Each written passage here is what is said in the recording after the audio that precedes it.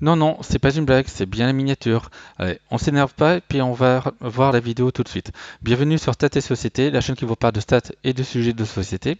Donc aujourd'hui, on va parler sondage dans cette vidéo, mais pas de l'actu des sondages. On va parler d'un article qui parle de sondage et on va faire du fact-checking dessus.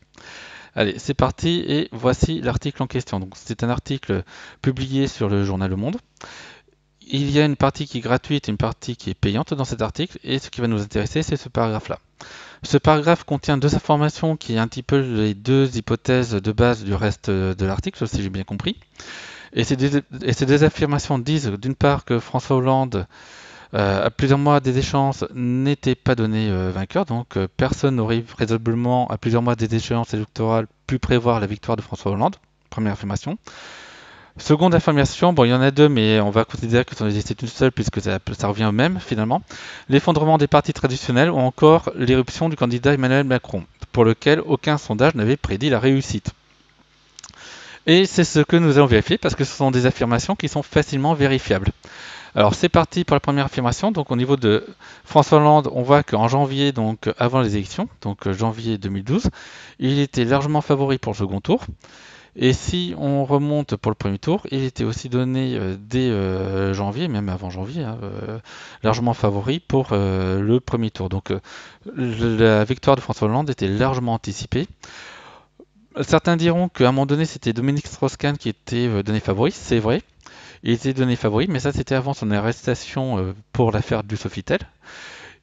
Dominique Strauss-Kahn a été empêché de se présenter et on pourra remarquer que la personne qui a été élue, donc François Hollande, c'est parmi tous les candidats disponibles, celui dont la ligne politique était la plus proche de Dominique Strauss-Kahn. Donc c'est un petit peu presque un ersatz de Dominique Strauss-Kahn qui a finalement été élu.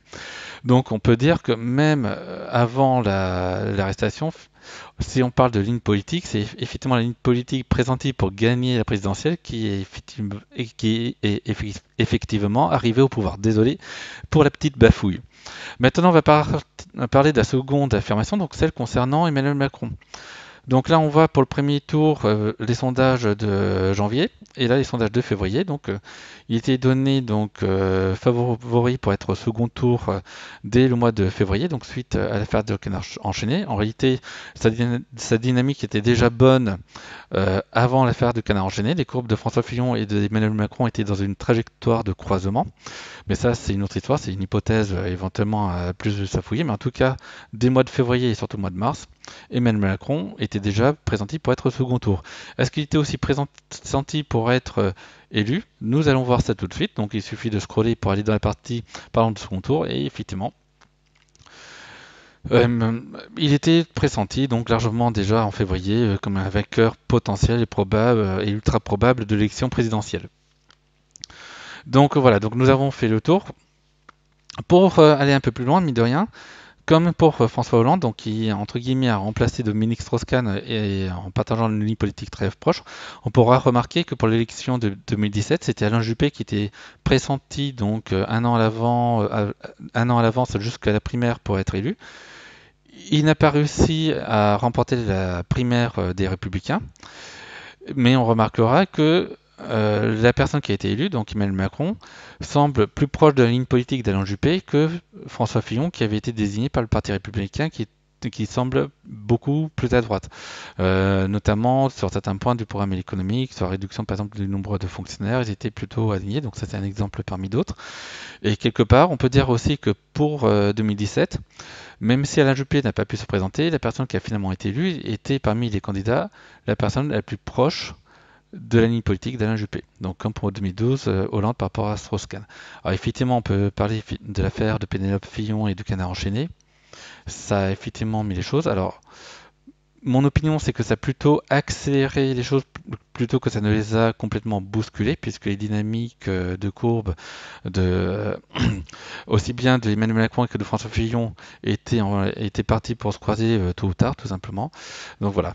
Donc voilà ce que l'on peut dire en réaction à cet article. Donc c'est un peu dommage de mettre dans la partie gratuite deux affirmations qui sont facilement vérifiables et qui se retrouvent être fausses. Les personnes qui auront fait l'effort de rechercher à vérifier ces affirmations, on peut voir que finalement, ben, C'est faux et je suis pas sûr que ces personnes qui ont fait ces recherches vont être intéressées pour lire la partie payante de l'article, vu qu'au début, les hypothèses de départ de l'article ne sont pas tout simplement pas exactes. Voilà. Donc ainsi s'achève cette vidéo. Donc je pense que j'ai fait un petit peu le tour, surtout pour ces deux affirmations, hein. C'est juste des affirmations, on va pas forcément en faire plus. De toute manière, l'erreur est humaine. Je trouve ça juste un petit peu dommage que ce soit comme ça dans un article alors que la vérification est aussi simple. Voilà, voilà. Bon, bah, n'hésitez pas à vous abonner, à faire vos commentaires, à commenter, à liker la vidéo. Là-dessus, je vous souhaite une bonne soirée. À ciao, bye bye, au revoir.